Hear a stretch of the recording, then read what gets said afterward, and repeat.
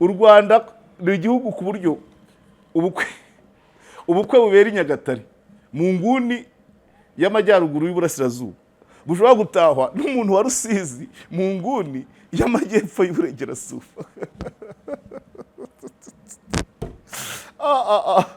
Sorry. Nta karere wabona gafite nyobozi igizwe n'abagabo gusa. Nta karere na kamwe wabona gafite nyobozi igizwe n'abagore gusa, keretse Rutsiro ejo bundi ku bwa Tirifoze nabo ntibarambye. Kandi ni demokarasi twata.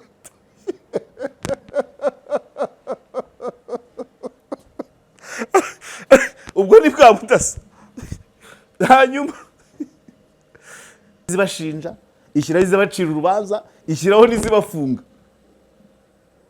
None ako kana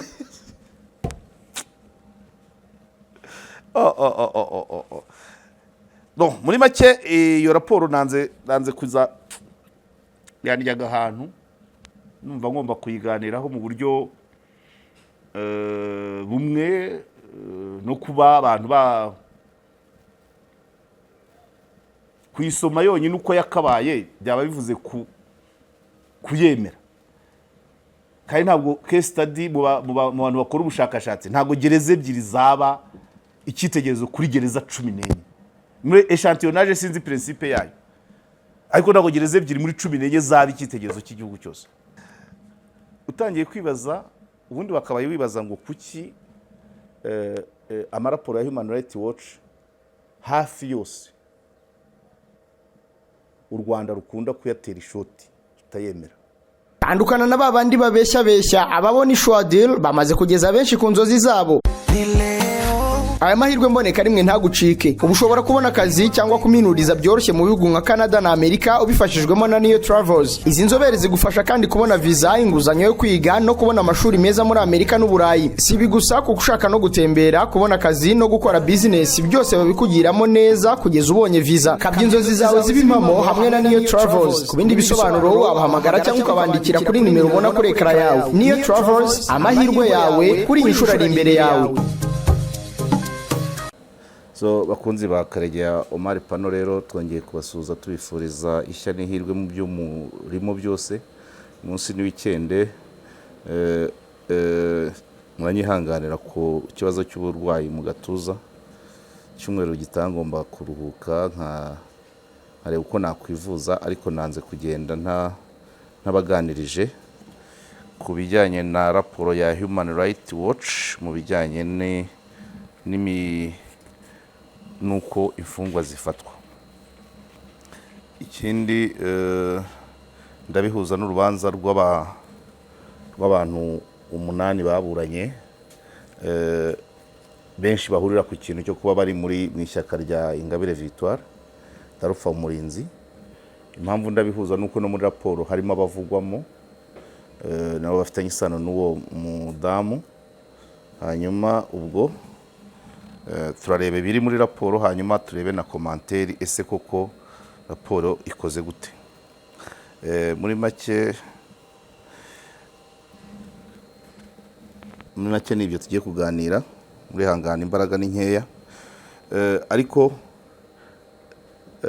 no muri komanteri turaza kureba ese koko Human Rights Watch ikora raporo gute, igereranya ibihugu gute, ubushakashatsi bukorwa bute, methodology ntago tuyitindaho, ariko ikigaragara cyo nuko isa naho igereranya ibihugu nabyo byifitemo ubudasa, amateka, umuco, ubujijuke bw'abaturage, uko ibihugu bingana. Donc ibyo nibyo tuza kujyamo hafi muri detail. Urubanza rwa Ingabire urubanza rwabo mu ishyaka rya Ingabire Victoire nkuko byavuzwe rwabaye ejo bundi rubayira mu muhezo, abanyamakuru ntago binjiye.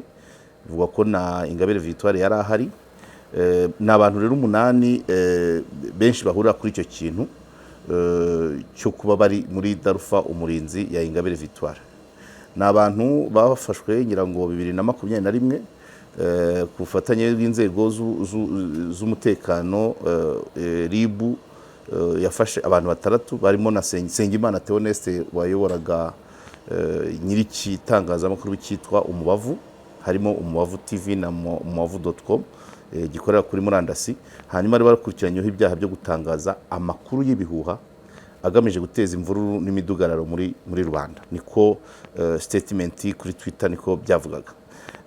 Hanyuma haje gufatwa n'abandi baba 8, haje kwiyongeraho abandi barimo Sylvestre Bomana, Alex Rucubanganya, Jean Claude Ndayishimiye, Alphonse Mutabazi, Marcel Nahimana, Emmanuel Masengesho. Batawe muri yombi tariki 13 Ukwakira 2021, habura iminsi 2 ngo habe umunsi bari bapanze witwaga Ingabire Day. Iki twakunze kukigarukaho nubwo nari ntaragira cano, ariko twibaza ngo Ingabire Day bisobanuye iki? Ese ninde wundi wigeze kugirirwa day? Igihugu gifite intwari zizwi, umunsi w'intwari tuwizihiza mu kwa kabiri, tukazizirikana zose, ariko nta wundi muntu ngira ngo mu Rwanda ugirirwa umunsi we wihariye. Icyo rero ndaza kubigarukaho pa raporo ya nature y'u Rwanda. Habura harateguwe Ingabire Day, aho bavugaga ko hateganijwe ko kaganirwa ku karengane n'ibidakwiye yakorewe Ingabire Victoire, birimo kujyanwa mu nkiko mu buryo avuga ko budakwiye. Icyo yise agahotoro ka politike, ni nko kuvuga agahotoro ka politike ni nko kuvuga ni nk'ihezwa, ni nk'ikumirwa muri politiki. Avuga ku mfu zidasobanutse za hato na hato, avuga ko ziba mu Rwanda, avuga ku ibura ry'abantu, kuburirwa irengero, gushimutwa. Hanyuma rero abo ngabo barimo na Nsengimana Theoneste niwe wari gutangaza, byagombaga guca live ku muryango ku kinyamakuru Umubavu TV. Abo rero baburanye ejo bundi bijya mu muhezo, igira ngo hari impamvu ziba zirenze imwe zishobora gutuma urubanza rubera mu muhezo, cyane nkuru nguru byanze bikunze habashobora kuba harimo ibyo ababuranyi bashobora kubwira urukiko ariko bidakwiye ko bigera muri rubanda. Ngira ngo ahanini nibyo kurumva ibintu birimo guteza imvururu, kuzana imidugararo muri rubanda. Hari ibyo hari bishobora kuvugirwa mu rukiko bidakeneye ko urukiko rugahitamo kubishyira mu muhezo kugira ngo abantu batamenya, urumva bavuga abo bakorana, ibyo bari bapanze bishobora kuba byatera n'abaturage ubwoba, bituma rujya mu muhezo. Niko nge nabibona. Hanyuma rero kuyihuza na raporo ya Human Rights Watch, raporo bise ngo imongete dans l'eau et battu, kuvuga ngo banjugunye mu mazi hanyuma barankubita. Iyi raporo nanyujijemo amaso mu buryo buhagije. Ahanini basa naho bagaruka ku bintu bimeze nka torture, dukunda kwita iyicarubozo rukorerwa mu magereza. Baza kugaruka, hari aho bavuga bati bagaruka cyane bagaruka ku rubanza rw'abantu bagera kuri 11 barimo abari abayobozi b'amagereza, abari abakozi ba RCS n'abafungwa bakubise baburaniye i Rubavu, baburana gukubita byagiye bivamo no kuba bamwe bakwicwa n'uburyo urubanza rwagenze. Muri raporo bavuga ati les prisonniers, kuri page ya 2 muri resume bagaruka bavuga bati abagororwa bahawe amabwiriza yo gukubita bagenzi babo bakatiwe imyaka 25, ariko ababahaye amabwiriza bo bahabwa imyinshi yabaye 15. Aha rero bakaza bavuga bati watanze amabwiriza yo gukubita bivamo no kuba bamwe barapfuye, kuki ari we wabonye igihano gitoya. Bakongera bagaruka bavuga kuri Kayumba Innocent, uyu muramuzi, mbere yuko afungirwa ngira ngo ibijyanye n'amafaranga ku ikarita y'umugororwa, ariko nyuma hazamo ino case isembuwe, ngira ngo n'umwana wakubitiwe muri gereza ikibuno kikangirika, witwa Ndagijimana Emmanuel, n'ubuhamya bw'uwitwa Dr Niyitegeka Theoneste nawe wari warigize gufungwa. Hanyuma Human Rights Watch ikavuga ngo kuvana Kayumba i Rubavu bamujyana muri Nyarugenge, kumuvana Nyakiri bamujyana i Mageragere muri 2019 byari uburyo bwo kugira ngo ajye gukomeza lui a permis de mettre en place des pratiques abusives et parfois mortelles dans cet établissement. Ari ukugira ngo ajye gukomeza uburyo bwo gufata nabi abagororwa, pratiques abusives et parfois mortelles zinagera naho zibyara urupfu. Mu kwezi kwa gatanu, iyo ni raporo, mu kwezi kwa gatanu 2024 Human Rights Watch yasabye kubonana na Minisitiri wa Justice kugira ngo bamubaze, bamwereke ibyo babonye mu bushakashatsi, hanyuma Minisiteri igire icyo ibikoraho. Ariko aha bakagaruka ko ibyo byarabaye bamaze kwandika. Muribuka insida yabaye, umukobwa ntari kwibuka amazina wari umukozi wa Human Rights Watch akaza akagarukira ku kibuga cy'indege, nawe bamuvugamo muri raporo. Kamisome donc bashaka bandikiye Minisiteri y'Ubutabera bagira ngo babereke ibyo babonye mu bushakashatsi no kugira ngo babone amakuru ku byo leta y'u Rwanda ikora kugira ngo igabanye ibijyanye n'iyicarubozo mu gihugu. Hanyuma sa chercheuse senior, umushakashatsi wabo w'inzobere ubizobereyemo yangiwe kwinjira ku butaka bw'u Rwanda ageze ku kibuga cy'indege i Kanombe. Ibyo nibyo bavuga. Hanyuma bagira recommandation baha leta y'u Rwanda, bakagira recommandation ba komisiyo y'uburenganzira bwa muntu mu Rwanda, bakagira na recommandation baha imiryango mpuzamahanga. Mu bindi birimo kubijyanye na torture no gufatwa nabi, iyicarubozo no gufatwa nabi, barongera akagaruka bati en effet Human Rights Watch a documenté dans le passé comment les personnes soupçonnées de collaborer avec des ennemis du gouvernement rwandais ont été détenus illégalement et torturés dans les centres de détention. Aba rero aha niho bagaruka nanone ku bantu bakoranaga bo mu ishyaka, sinzi ishyaka ritaremerwa Darufa Umurinzi rya Ingabire Victoire, bakavuga ati abakekwaga ko bati Human Rights Watch ikagira iti mu gihe cyashize twakunze kuvuga ko abantu bakekwaho gukorana n'abitwa abanzi b'igihugu uburyo bafungwa ahantu hanyuranye, hanyuma bakagirirwa nabi. Bakavugamo ikigo kiri Gikondo aho bita kwa Gacinya. Bagakomeza bavuga ko muri icyo kigo hari abantu baterwa ubwoba kugira ngo bemere ibyaha. Hanyuma bakagera ku muntu uvuga uti yamaze icyumweru kwa Gacinya mbere y'uko yoherezwa muri police ya Remera. Muri abo bakavugamo umuntu witwa Vena Abayisenga, membre de l'opposition, niyo ngiyo ya Ingabire Victoire, nawe yatanze ubuhamya kuri YouTube muri 2020. Vena Abayisenga, membre de l'opposition, a déclaré qu'il a été détenu kwa Gacinya kuva kuri 17 z'ukwa 9 kugera kuri 2 z'ukwa 10 2017. Avuga rero ko yahakubitiwe, avuga ko yahakubitiwe Vena Abayisenga. Hanyuma kandi il avait été interrogé, akabazwa nta mwavoka afite. Avuga ko yakubiswe, hanyuma ati des gens sont uyu rero yatanze ubuhamya avuga ati hari ahantu abantu barahapfira. Ati iyo uriyo wumva amajwi y'abantu bari gutaka. Uyu Vena Abayisenga n'abandi 9 membre de l'opposition n'abandi 9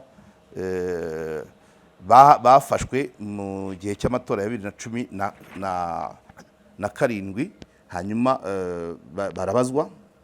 Hanyuma nyuma y'amezi 5 arindi interview ya Vena Abayisenga imaze kugaragara ku itariki 6 z'ukwa 6/2020 avuye kwa Ingabire Victoire muri 2020 avuye kwa Ingabire Victoire muri segiteri ya Remera agiye gushaka ngo amayinite yaje gufatwa hanyuma yaje gufatwa hanyuma aburirwa irengero. Hanyuma bakavuga ko inzego zibishinzwe zakoze ubushakashatsi kugira ngo zimenye aho aherereye ntizitange resultat. Ahandi bati relatif aux autres procès concernant accusé d'infraction liée à la sécurité. Hari abandi ati Human Rights Watch iti hari abandi 25 nabo bafashwe bakurikiranyweho ibyaha bijyanye no kubungabanya umutekano.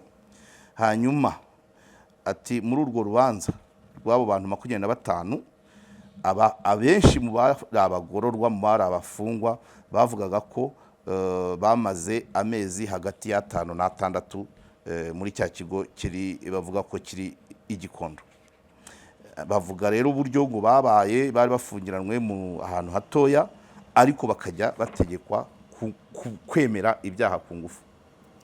Ndacyavuga kuri raporo nyirizina sidajya muri commentaire zanjye. Ati hari watanze ubuhamya avuga ko yakubiswe akageraho atangira kuruka amaraso. Hari uyu nawe ati bagira hagati bakavuga ko hari ahandi abantu bageze kuri gereza ya Nyarugenge bavuga ko hari abafungwa 13 bafungiwe ahantu bazira gukorana n'imitwe ivuga ko igizwe n'abanzi b'igihugu. Nihute gatoya. Hanyuma abo 13 bavanwa Mageragere boherezwa Nyakiriba muri gereza ya Rubavu.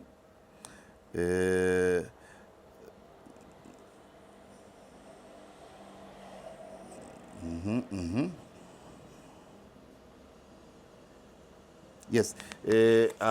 Narivuze ko bakomeza bavuga ngo certains ont affirmé que d'autres prisonniers avaient également été bavuga muri raporo bakavuga ko hari abagororwa bavanywe muri gereza ya Rubavu bakazanwa muri gereza ya Nyarugenge kugira ngo bafashe Kayumba gukora iyicarubozo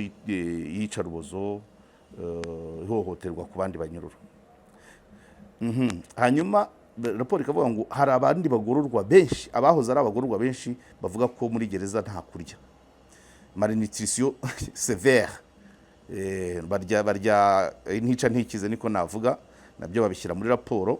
Bakagira bati umwe yagize ati Mageragere c'est l'enfer, bati Mageragere ni ukuzimu, bati bakugaburira rimwe ku munsi akenshi na kenshi nka saa 5 za mu gitondo. Hanyuma ibyo ngibyo ibyo uriye saa 5 akaribyo bigomba gutuma umara amasaha 28 utongeye kurya. Ati hari abagwayo kubera imirire mibi. Bakagaruka ku wundi nanone witwa Theophile Ntirutwa, impamvu nabihuje na rwa rubanza nawe wari umurwanashyaka wa Darufa Umurinzi, nawe yatanze interview avuga ati Imageragere hari igice bita Yorodani. Ati abantu boherezwayo muri Yorodani bagakubitirwamo bikabije. Bakagaruka kuri Yorodani ikizenga kirimo amazi mabi yavuye ahantu hanyuranye, arimo imyanda, harimo n'imyanda ikomoka ku bantu. Certains avaient déféqué ou uriné dedans. Ati hakabaho harimo iyo myanda kandi ivanzemo n'amaraso. Uyu Ntirutwa nawe agakomeza. Ntirutwa nawe n'uwa Darufa Umurinzi. Hakaza Fabien, bati ku itariki 12 z'ukwa kabiri 2019 Fabien Twagirayezu membre de FDI Inkingi. Darufa Murinzi FDI Inkingi byose ni Ingabire Victoire. Hanyuma ati Fabien a été reconnu coupable aux côtés de 5 autres. Donc yahamije Fabien muri 2020 mu kwa mbere 2020 Fabien Twagirayezu a été reconnu coupable aux côtés de 5 autres membres. We n'abagenzi be batanu bahamijwe icyaha hanyuma bakatirwa imyaka hagati y'irindwi na n'icumi. Aha bakagaruka bakagera kuri Dieudonné Niyosenga alias Cyuma Hassan wari ufite Ishema TV. Uyu baramuzi nawe bati ari mu gihano cy'imyaka igifungo cy'imyaka 7. Nawe avuga ko amaze gufatwa mu kwa kane 2020 yagiye yahindurirwa ahantu ho gufungirwa kandi agategekwa contrat d'avouer qu'il travaillait avec le RNC. Ati nawe agategekwa agakubitwa kugira ngo yemere ko akorana na RNC. RNC ni Rwanda National Congress ya indi yaba Kayumba Nyamwasa. Bakakomeza Dieudonné a déclaré devant le tribunal bati Cyuma Hassan Dieudonné ku itariki 10 mu rubanza mu rukiko ku itariki 10 z'ukwa mbere 2024 yavuze ko yafungiwe mu mwobo dans un trou entre guillemets wuzuye amazi hatari urumuri akajya nakubitwa. Ati muri raporo bakavuga ko byanamugerejeje ahantu ahuma, donc perte d'ouïe et de vue, ahuma agapfa n'amatwi. Bakagaruramo nanone Aimable Karasira ku rubanza rwe rwabaye ku itariki 30 z'ukwa gatanu 2022. Aimable Karasira bakavuga uwari we nawe abwira urukiko ko abayobozi ba gereza bamutorutiye HRW bamutorutiye bakamubuza gusinzira, bakamubuza kubona urumuri, kandi ngo ahantu ari hakaba hari ibiziki bisakuza, ubundi bakajya bamukubita. Ndagira ngo okay, ntabwo ndi butinde, commentaire nizo ziri bugire fata umwanya.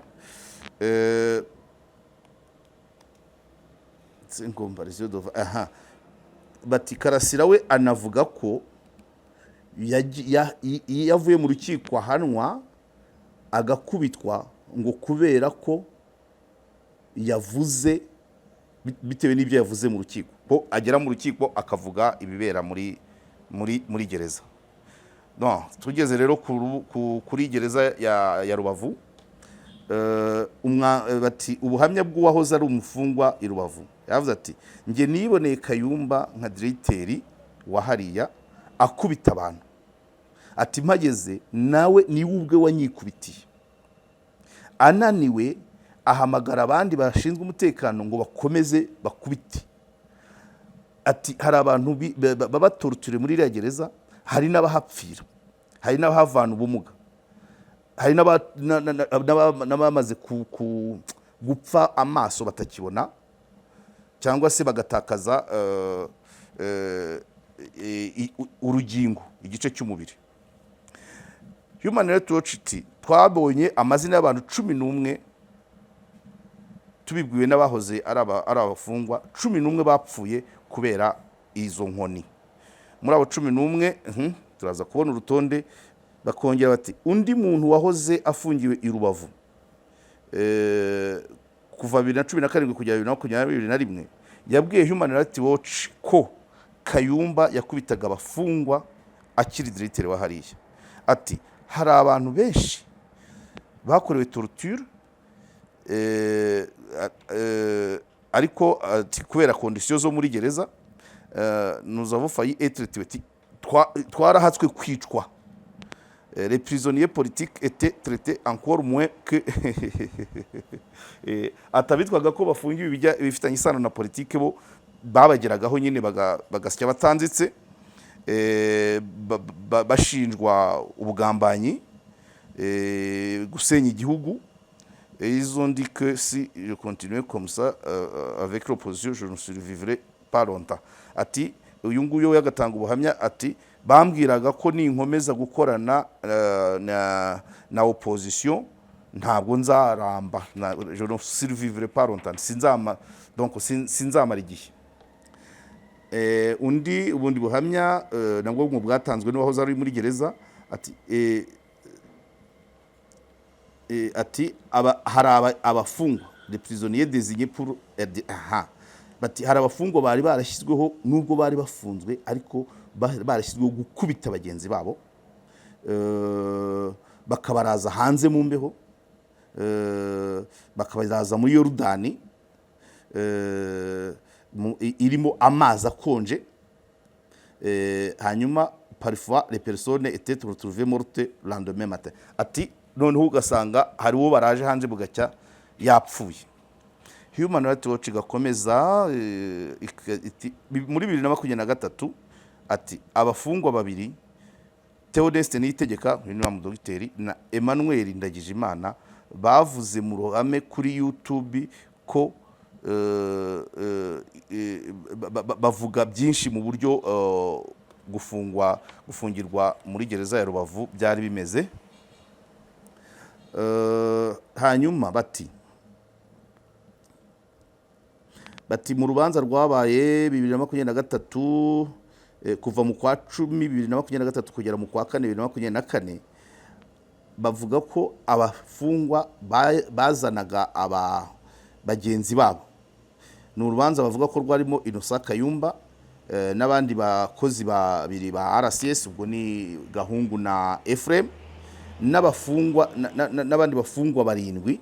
Muri urwo rubanza bavugaga ko abafungwa barindwi bitwaga ko bashinzwe umutekano bahamijwe ibyaha birimo gukubita no gukomeretsa ku bushake n'impfu n'urupfu, meurtre, no kwica abantu. Human Rights Watch kikagira iti nta mufonctionnaire n'umwe nta mukozi wa gereza n'umwe wabaye wahamijwe icyaha cyo cyiyicarubozo. Aka kantu ni ngombwa cyane. Ati muri abo bakozi ba RCS abari abayobozi b'amagereza nta numwe mu byaha yahamijwe harimo iyicarubozo, kandi bigaragara ko abagororwa babivuze. Bakongera bati nta mu procureur, ati le procureur accusé Innocent Kayumba d'avoir ordonné ati procureur yashinjaga Kayumba kuba yaratanze amabwiriza yo kuboha umuntu akamubohera ku giti akamukubita. Ati uwo wakubiswe yarapfuye. Hanyuma Ndagijimana ni wa wundi ufite ikibuno cyangiritse. Noneho bati igihano cy'imyaka 15 nicyo cyahawe Innocent Kayumba. Ati nicyo cyahawe Kayumba kandi kiroroheje.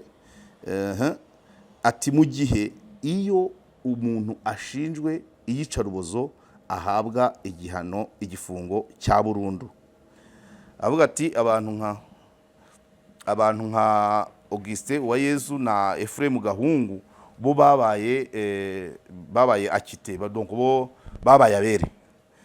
Iyo ni raporo ya Human Rights Watch. Kandi hari ibimenyetso byatanzwe n'ubuhamya bwa Theodeste Niyitegeka na Emmanuel Ndagijimana. Dore abantu mu rubanza abantu batanze bivugwa abantu bapfuye, urutonde rw'abantu bapfuye mu byaburanwe harimo impfu z'abantu bakurikira barimo Jean-Marie Vianney Nzeyimana, Etienne Agahanze, Martin Kayumba, Jean-Claude Seyeze, Damien Gasigwa, Xavier Ngarambe, Lambert Abdelatif, n'abandi bagiye abo nari maze kuvuga ngo nabapfuye, hanyuma bakavuga bakomerekejwe bagasigirwa ubumuga nka Emmanuel Ndagijimana. bakagaruka kuri Yorodani. Okay. Hanyuma rero yes, mu migereka y'iyi raporo harimo uwa mbere ni ibaruwa yandikiwe ministre w'ubutabera, lettre au ministre de la justice et garde des Sceaux demandant des informations sur la torture et mauvais traitement des prisonniers. Yes, bandikiye ministre w'ubutabera bamusaba basaba ko babonana, bakamwereka Human Rights Watch ikerekana ibyo yabonye, hanyuma urwego Minisiteri y'Ubutabera nayo ikagira icyo yongeraho. Ibaruwa bayanditse ku itariki 10 z'ukwa 9 2024. Muri iyo baruwa bandikamo bati Kayumba na bagenzi be 17 bashindwaga kwica, iyicarubozo no kunyereza abantu muri gereza ya Rubavu. Muri bari bakadonye bati ku itariki 29 z'ukwa 4 kugeza na 7 z'ukwa 5 2024 ati Human Rights Watch yasabye kubonana, wrote to request, yasabye ko umushakashatsi wa Human Rights Watch yaza akabonana na Minisitiri w'Ubutabera akamwereka ibyibanze babonye mu bushakashatsi. Ibintu byari navugaga atari ko baje gutungurwa nuko uwo mushakashatsi yangiwe kwinjira mu gihugu ageze kuri aeroport ku itariki 13 z'ukwa 5. Ibi twabigarutseho na nyuma yaho tuza no kubivuga, haje Rwanda Classified, uyu mudamu usa naho afite nationalite ebyiri y'Abafaransa n'iy'Abongereza, nawe yagarutse mu byatangajwe muri Rwanda Classified. Yes, hanyuma bamwereka muri iyo baruwa, berekana ibyo bari baramaze kubona nka bya bintu twamaze kuvuga. Hanyuma babazaga bashyiramo muri iyo baruwa, bashyiramo n'umugereka w'ibibazo bagomba kubaza ministre ku bijyanye ibibazo 10. Bagomba kubaza ministre ibibazo 10, barabimwoherereza. Ibibazo 10 bivuga bijyanye n'ingamba za leta muri ibyo bibazo bari bagaragaje. Hanyuma bandika amakuru ku bijyanye n'iyicarubozo, nawe bamwandikira ibaruwa isa na yayindi, ariko aho isa niyo bandikiye ministre w'Ubutabera, ariko aho bitandukaniye muri ibibazo bagomba kubaza komisiyo ni bitatu. Ibibazo bitatu babaza bati mugeze ese komisiyo igeze hehe ikora ubushakashatsi ku iyicarubozo. Ikibazo cya kabiri, iperereza ku iyicarubozo ahantu hafungirwa abantu, hari ibyo ese komisiyo yigeze ikora iperereza ku iyicarubozo rikorerwa mu magereza n'ahandi hantu hafungirwa abantu. Hanyuma se niba iryo perereza ryarakozwe, raporo zigeze zerekwa rubanda publiye. Icya gatatu bati mugeze hehe komisiyo, ati komisiyo mu kuzuza inshingano zayo zo gukumira, ese mugeze hehe mukora amavizite, ingendo, musura amagereza no gutanga amabwiriza, amarekomandasiyo kugira ngo hakumirwe iyicarubozo no gufata nabi abafungwa. Nuko ndumva ari ibyo ngibyo, muri make ni ibyo byagarutsweho muri details za raporo. Ibyo nibyo by'ingenzi navuga. Noneho reka tujye mu busesenguzi n'imetero bisanzwe. Ibindi navugaga byose ni bya Human Rights Watch, nta cyangiye kirimo. Ubu ibyanjye nibwo bije.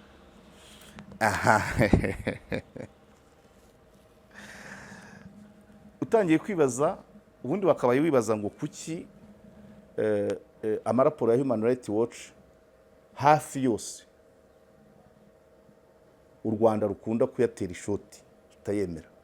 Ni iki cyaba kibitera? Aho ngaho twashakira igisubizo muri methodology. Ese bakora ubushakashatsi bate? Ni bande babukora? Bari nabe expert ku ruhe rwego? Ese bagendera ku zihe standard? Ese standard za Human Rights Watch zikonsidera ubudasa bw'igihugu? nibyo tuza kureba. Umuntu wanyunganiye yarambwiye ati iyi nta nubwo ari raporo, ati ntabwo iki si raporo, ahubwo ni ikintu kimeze nka komanteri ku rubanza rwabaye. Si raporo uri komanteri ku rubanza rwabaye, kuko icya mbere niba wenda bashaka kugaragaza uko abafungwa bameze mu magereza, iyi raporo ivuga kuri gereza ebyiri zonyine, gereza ya Rubavu na gereza ya Nyarugenge. Izo nazo zihurira hehe? Kubera abayobozi Kayumba yaziyoboye zombi, n'aba ba Uwayezu na Gahungu bose niyo sano. Muri make barebye gereza ebyiri muri 14 ziri mu gihugu. Icya kabiri bashingira ku rubanza, ku byabaye mu rubanza, ku buryo ntabwo gereza ebyiri muri 14 nabwo, kubera ko hari abaziyoboraga bari mu rubanza, aribyo byatanga isura nyayo yose y'igihugu cyose. Kuko urumva byonyine no kuba baburana si ikintu cyo kuvuga ko muri dirite wa gereza se ubundi katurebe muri detaye mu byo navugaga bituma leta y'u Rwanda ikunda guhakana raporo za Human Rights Watch. One, nta na rimwe ishobora kuza ivuga ibyiza, ivuga ati noneho byarakoze rwose, congratulation to Rwanda, reka da. Hanyuma igahuza, ikagereranya ibihugu bidahuje, bidasa mu mateka, bidahuje imiyoborere, bidahuze n'intumbero. Ese igihugu runaka priorite yacyo ni iyihe? Icya kabiri abantu bakibaza ati se ubundi irigenga, yaba yigenga se ikabikuraho amafaranga ihemba abakozi buzuye hafi isi yose? Bivuze ngo aho bakura amafaranga, ubaha amafaranga, ufinansa Human Rights Watch ashobora no kugira uruhare muri raporo zayo. Vuga ahangaha mu bigenze mutya, ahangaha mu bigenze mutya, mukore ibyo birashoboka byanze bikunze. Hanyuma mu bijyanye na content y'iyi raporo, ofete bagarutse ku ibyavugiwe mu rukiko. Ofete ntago bagaragaje, ntago ushobora kumva ngo muri gereza ya Nyanza bimeze bite, gereza ya Gicumbi, reka da. Hanyuma mu gihe muri ntuza muri introduction babaye nk'abagaruka ku bibangamiye Human Rights Watch. So ni nkaho donc bafashe amakosa y'abakozi ba RCS n'ibyaha n'abafungwa, bafata kuba baraburanye, iyo ngiyo bayigira content ireba igihugu cyose, harimo no kwivuguruza urebye, kuko ubundi ari iby'igihugu, ab'igihugu n'abagabo ntibagomba kuburana. Nta bakozi ba leta ku rwego rwo hejuru, leta idafite ubushake ntabwo bajya kuburana. Nicyo abantu bagombye kureba, gutandukanya abantu ku giti cyabo n'igihugu. Uvuga ngo abantu ku giti cyabo, urwego ku giti cyabo, Kayumba, Gahungu, Uwayezu, institution RCS, igihugu u Rwanda. So nuvuga ngo uraterura, bateruye ibikorwa by'abari abakozi b'urwego babyitirira igihugu.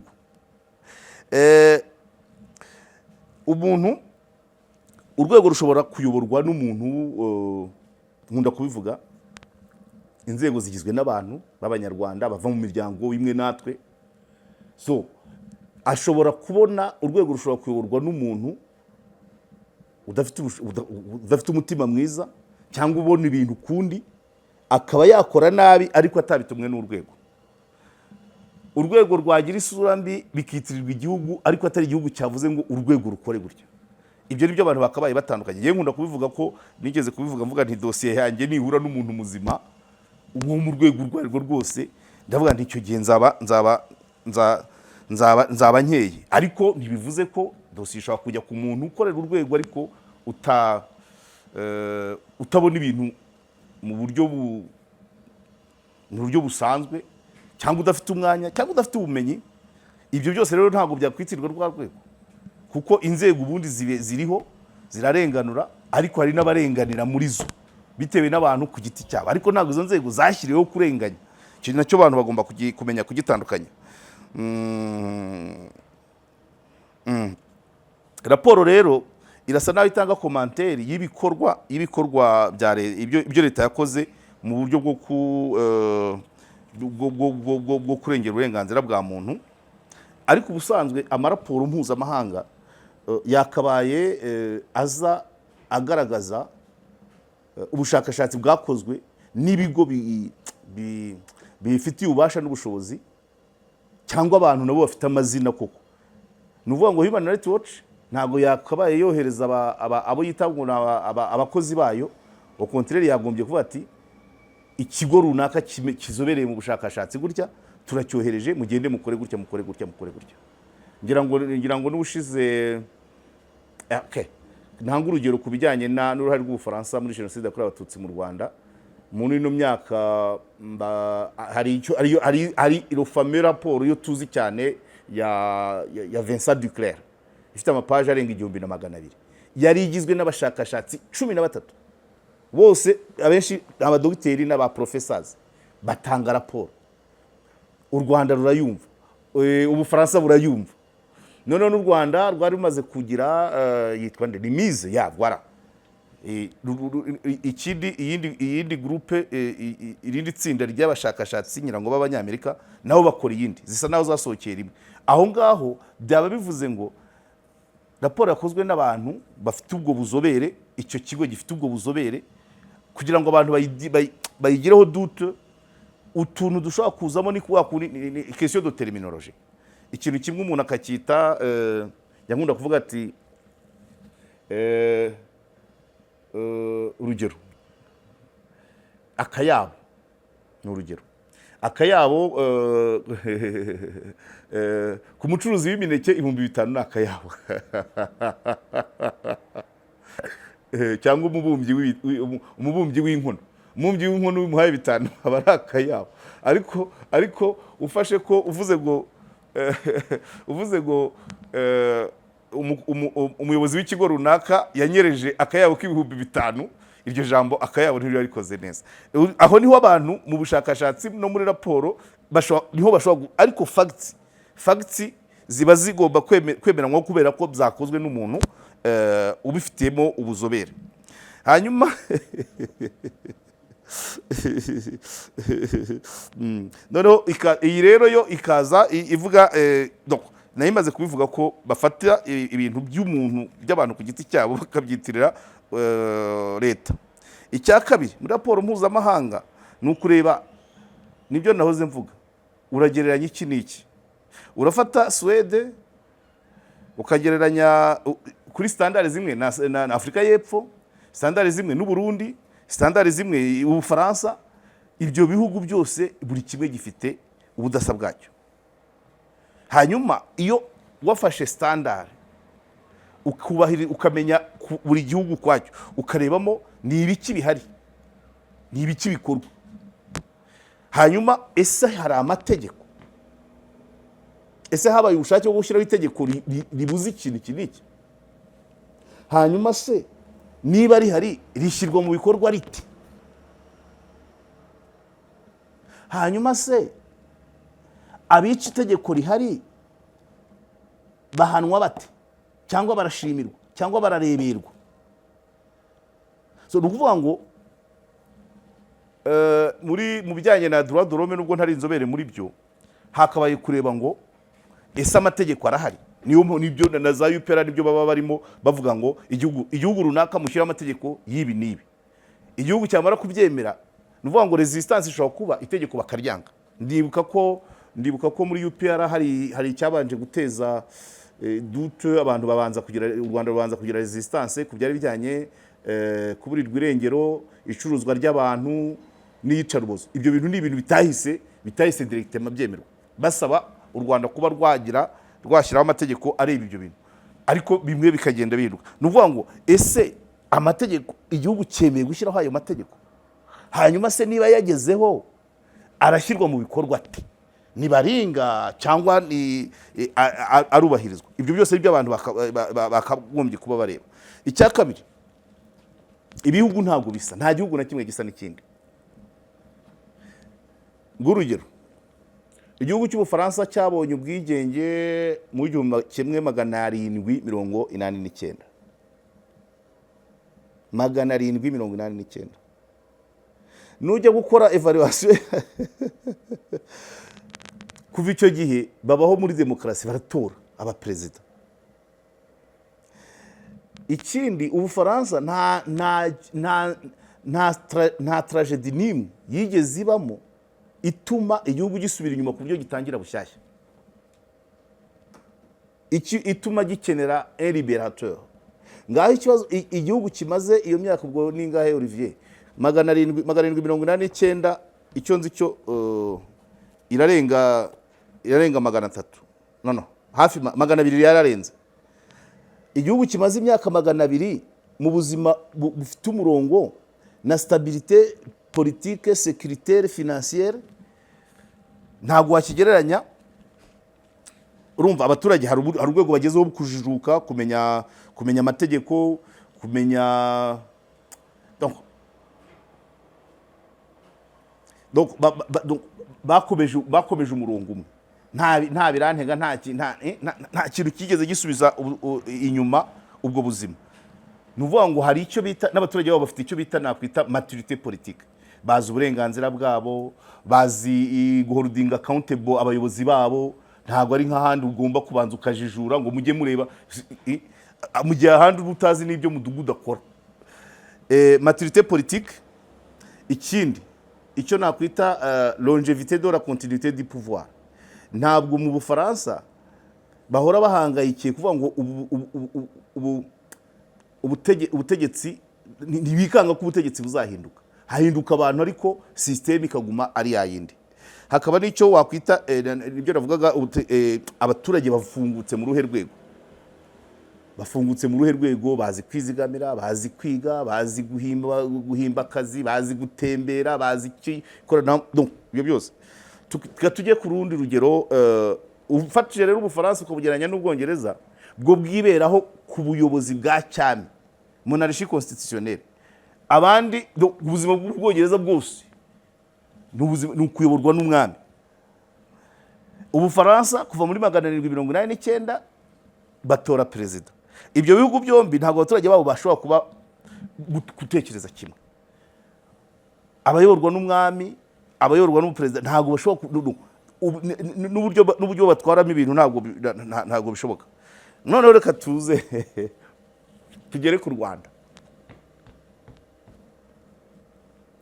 U Rwanda rwagize abaturage, cyambere u Rwanda rufite ikibazo, amateka mabi yarashingiye kuri politike y'amoko, nayo itavugwaho rumwe kubera byakorwaga mu nyungu z'abantu. U Rwanda rwamaze imyaka 30 rufite abaturage benshi baba mu buhunzi. U Rwanda rwabayemo jenoside yakorewe Abatutsi ikozwe n'ubwoko, ikorerwa ubundi bwoko. U Rwanda rwabaye nk'aho rutangira bushyashya, rufite n'aho rugomba kuganisha abaturage bo muri ya mateka, y'ubuhunzi, ya mateka ya jenoside yakorewe Abatutsi. Ubwo iyo mvuze ngo ayo mateka tuyasangiye twese, utarayikorewe yarebye ikorwa cyangwa arayihagarika cyangwa se arayikora. Ngira ngo byagora, nta munyarwanda wabona udafitanye isano na jenoside yakorewe Abatutsi, uko byamera kose, imwe cyangwa iyindi. Utarabuze ababyeyi, yabuze abana, abura abavandimwe, abura inshuti. Donc muri ayo mateka none ujya kwevariwa demokarasi y'u Rwanda uyigeranye n'iy'Abafaransa. Akantu kajya kasetsa mu Rwanda. Mu Rwanda ubwabo udasa bw'u Rwanda, u Rwanda rwavuye mu mateka y'ubuhunzi irimo jenoside yakorewe abatutsi kandi rugomba gutera imbere n'abaturage bose bagendeye hamwe. U Rwanda igihugu gito gifite abaturage benshi bafite umuco umwe bavuga ururimi rumwe. U Rwanda inkuru imwe isohotse mu Kinyarwanda buri munyarwanda aho arashobora kuyisoma kumva ikirimo. Ubwo ndashaka kubihuza na yindi nahereho ya Ingabire Day ku mubavu. U Rwanda ni igihugu ku buryo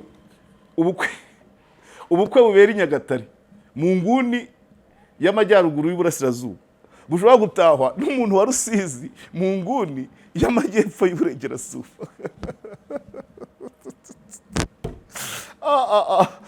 Sorry.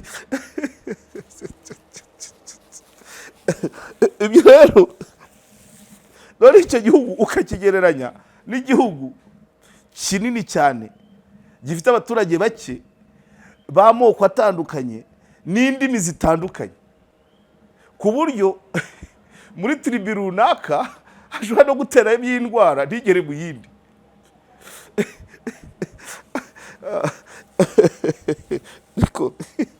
Akantu nashaka kuvuga kasekeje rero, ushatse gupima demokarasi n'urugero ibintu bijya bisetsa mu Rwanda, nta karere wabona gafite nyobozi igizwe n'abagabo gusa. Nta karere na kamwe wabona gafite nyobozi igizwe n'abagore gusa, keretse Rutsiro ejo bundi ku bwa Tirifoze nabo ntibarambye. Kandi ni demokarasi twata.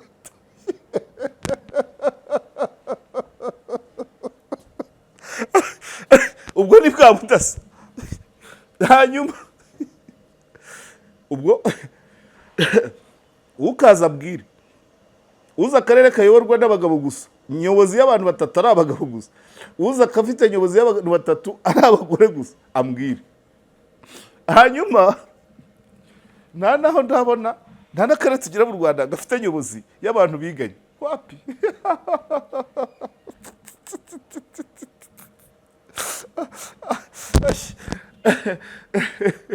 Nta namwe cyo kora rigeze kumva ngo Ngororero rigeze gutora meya na vice meya baririmbanaga muri kora.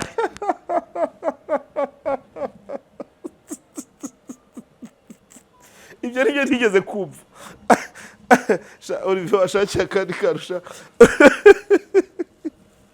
Noneho ikindi ntushobora kubona nyobozi y'abantu bize primaire hamwe cyangwa namanza na kaminuza bidakunze. Noneho ikindi ntushobora kubona abantu nyobozi igizwe n'abantu bo ku musozi umwe. Reka Kananga urugero rw'iwacu Gicumbi. Bavuga ngo harimo bloke ngo ya Kiganduga. Ubwo hakunda kuza umuyobozi umwe Kigaganza da. Umwe ava mu Buganza undi ave mu Rukiga, hakaba n'undi wa gatatu utamenya aho aturuka. Ariko tuba twatoye. Ubwo ni bwa budasa. Ese muri aya mateka ateye gutya, nubwo demokarasi ari amahitamo ya rubanda, utwa wagira akarere kayoborwa n'abantu bakomoka ku musozi umwe bigakunda.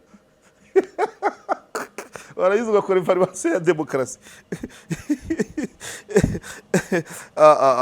Nuko noneho rero u Rwanda impamvu nari mbivuze muri aya mateka kuvuga igihugu cyageze abaturage benshi babaye mu buhungiro bagatahuka ku ruhembe rw'umuheto wa mugani wa Beata, hanyuma bagakumirwa na jenoside yakorerwaga abatutsi bakabanza kuyihagarika, hanyuma hakaba n'intumbero yo kuvana ba baturage muri bya bindi byose byamvagara wa mwanda uw'ubwicanyi, w'ubukene, w'ubujiji, byose hagomba kuvuga ngo ibi byose turabivira muri mwe kandi tugende. Ubukungu, uburezi, ubuzima, ubwiyunge, byose ugomba kujyanira rimwe. Aho ngaho birasaba imikorere. Uwo muvuduko ugomba kugira uburyo abantu bawusigasira. Noneho uwashaka uwahirahira ubwo budasa buba buri aho, turabuhumeka, tubana nabwo, nta naho wabukwepera, ntaho wabukwepera. Noneho ni ukuvuga ngo mu Rwanda impamvu ntago leta yantumye, ariko impamvu yo gukumira akantu kose kagitutumba ni cya kibazo cy'uko ari igihugu gitoya cy'abantu bafite umuco umwe, bafite ururimi rumwe, rimwe na rimwe banaziranye. Niba umuntu wa Rusizi ataha ubukwe i Nyagatare, niba umuntu wa Rusumo ataha ubukwe i Gatuna, ni ukuvuga ngo akantu kose uwa Rusumo apanze uwa Gatuna ararakamenya. Udafatiranye rero ntabwo ari bya bihugu binini ku buryo na communication, ibihugu binini by'abaturage batatanye b'imico itandukanye n'indimi zitandukanye, ushobora gupanga message ukavuga uti Ingabire Day, abandi bayita iyo message kugira ngo izagere mu yindi communauté izakenera traduction, izakenera n'aba message, rimwe na rimwe ikanapfira mu nzira ikagerayo yahindutse. Ariko mu gihugu gifite cy'abantu bose baziranye banashakanyemo, kuvuga ngo no biba bisaba kwigengesera. Mu gihugu gito rero akantu kose gashobora kuba kasenya. Kubera iki? Gito, igihugu gito, umuco umwe, ururimi rumwe, akantu gatoya karasirikira kararakuzuye igihugu cyose. Aho rero bisaba kugenda ntabwo ari kimwe na bya bihugu bigari by'abaturage batandukanye. Hanyuma rero kuri uru rubanza rwa ba Kayumba, Human Rights Watch isa naho nk'uko nari nabivuze, ifata umuntu ku giti cye ikamuhuza n'urwego, ikamuhuza n'igihugu. Katwibaze,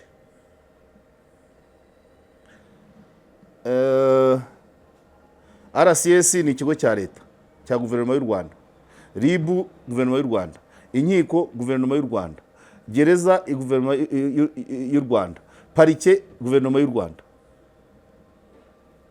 None se umukozi wa RIB wakoze iperereza bikarangira Kayumba afunzwe, iyo RIB si y'u Rwanda? Hari ibyo twibaza. Hanyuma se umushinjacyaha parike wagiye akihiringa ku rubanza kugeza Kayumba akatiwe 15, uwo mushinjacyaha wese wa guverinoma y'u Rwanda? Hanyuma se umushinjacyaha wahanganye n'abavoka ba Kayumba bikarangira abahamije iyi myaka 15, uwo mucamanza wese w'u Rwanda?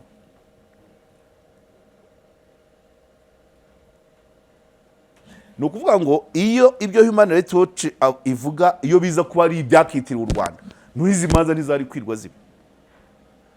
Ubundi se ko ari uko mananga ku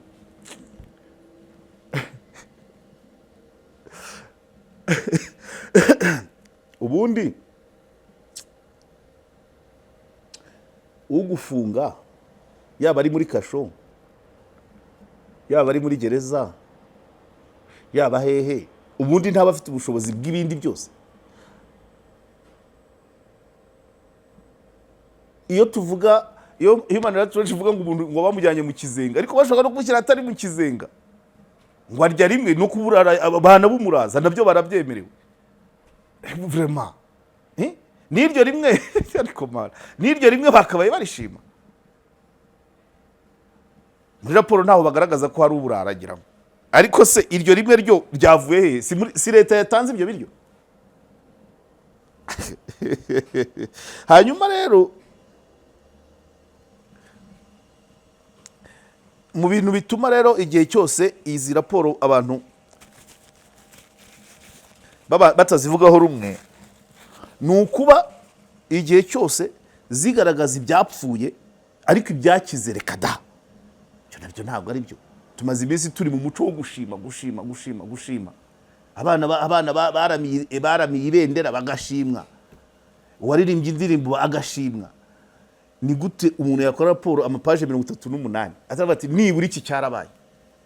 Kuko pratikuma ngira ngo mateka y'u Rwanda ahubwo bari bakayumba nabagaho nibo bantu ba mbere bageze imbere y'urukiko bari kuri ruriya rwego. Noneho ukibaza ngo ese nari maze kuvuga icyitwa u Rwanda, abakora iperereza ni aba leta y'u Rwanda, abashinja ibyaha ni aba leta y'u Rwanda, abafunga ni aba leta y'u Rwanda, abaca imanza ni aba leta y'u Rwanda. Warangiza uti ntabyo raporo ukayitirira u Rwanda kandi uri kugaragaza ahubwo n'ibyakozwe.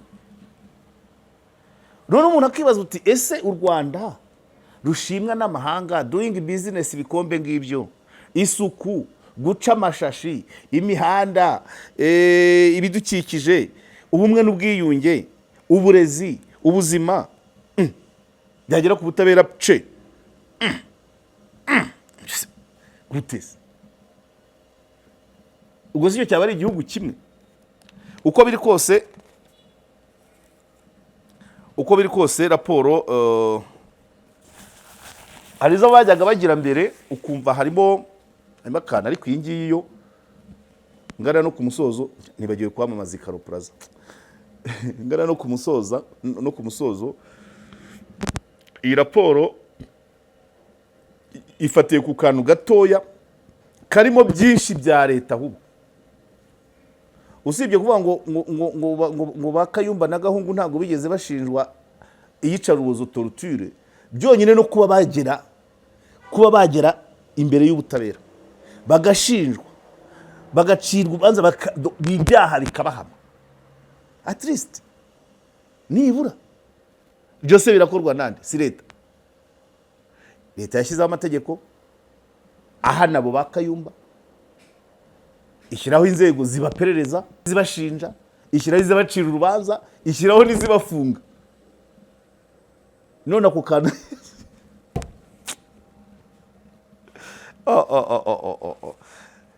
no muri make iyo raporo nanze kuza yanjyaga ahantu numva ngomba kuyiganiraho mu buryo bumwe, no kuba abantu kuyisoma yonyine uko yakabaye byaba bivuze kuyemera.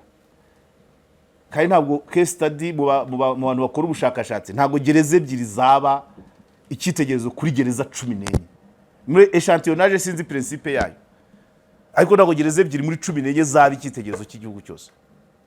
Icyo ni kimwe. Nazo kandi nuko zombi zayowe abantu abakoze ibyaha bazinyuzemo. Muri make ni case study wenda y'abakozi abakozi ba RCS n'abanyururu baguye mu cyaha, ni urubanza rwigarukirwaho. Uturi tugenda tuzi iruhande biriya byaba Karasira, byaba Cyuma n'ibindi, ni akantu gato cyane. Iyi rero ntabwo ari nanze kwahuranya buriya ndabamenyesha ko umuntu ufite uburenganzira bwo gufunga afite n'ubundi bwinshi ibyo twigira, yaba Human Rights Watch, abandi bakurikira ibyayo, uko umuntu uba ufite uburenganzira kukuvana mu maboko yawe akagushyira mu atara yawe, ndakurahiye yagushyira n'aharenza. Ko bimeze ibyo twivugisha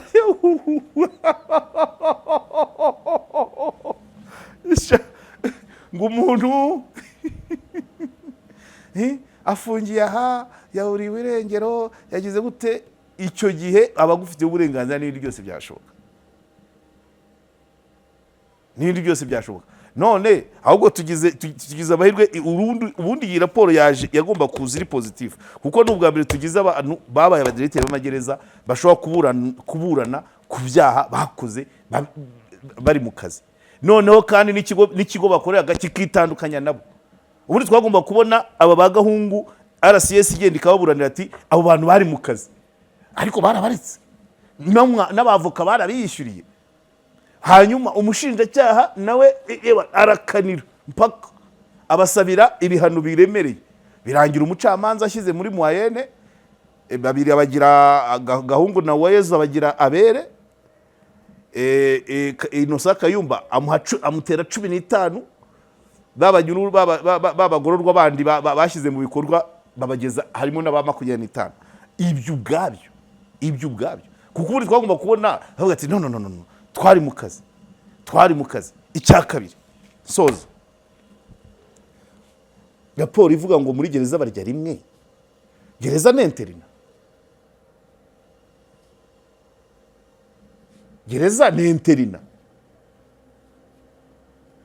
ni urusengero se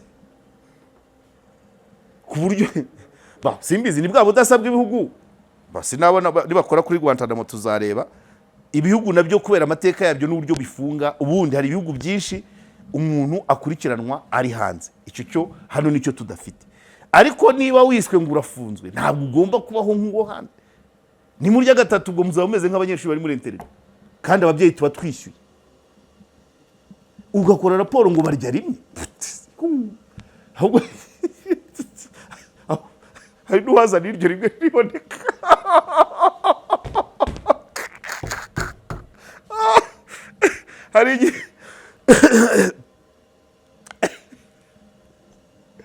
hari igihe n'iryo rimwe ritaboneka kubera ko nanone ntabwo yego ni ukugorora aba ari umuntu uzagaruka mu bandi ariko nanone ntabwo muri gereza babaho nk'abo muri interina nanone ibyibanze kubibona imyambaro y'amazi isuku isoke ariko ntabwo ari muri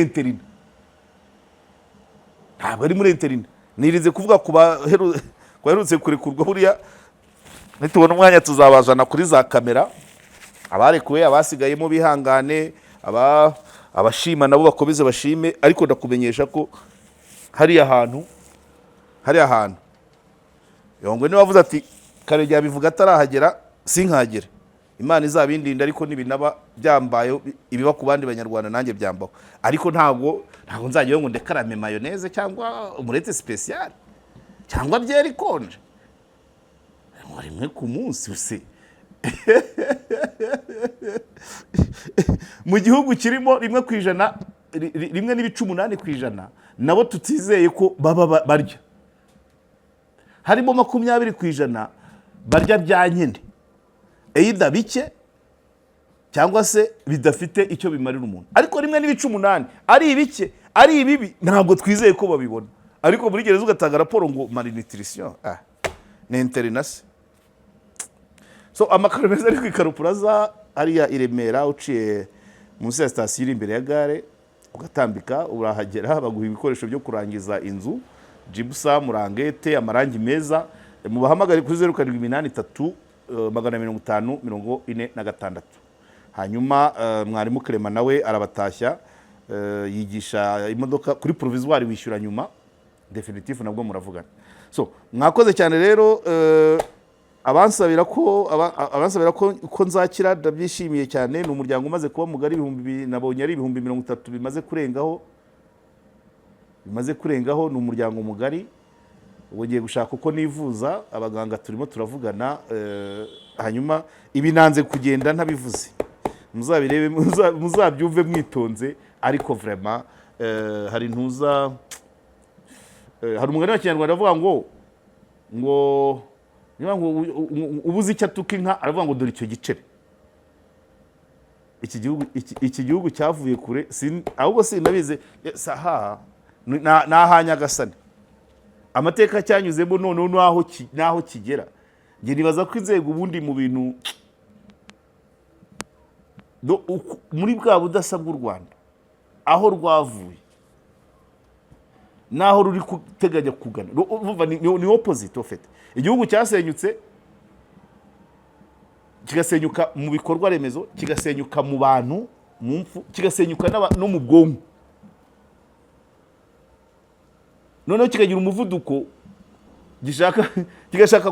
kikavuduka kurusha ibihugu bitigeze bica muri ayo masituwasiyo yose bivuze ngo kigomba gufata ingamba umuntu washaka gutambamira kimwe muri ibyo niyo mpamvu baciye itegeko ryaje rica ubuhunzi guhirahira ukazana ibijyanye n'ingengabitekerezo cyangwa se gutambamira umuvuduko igihugu kiriho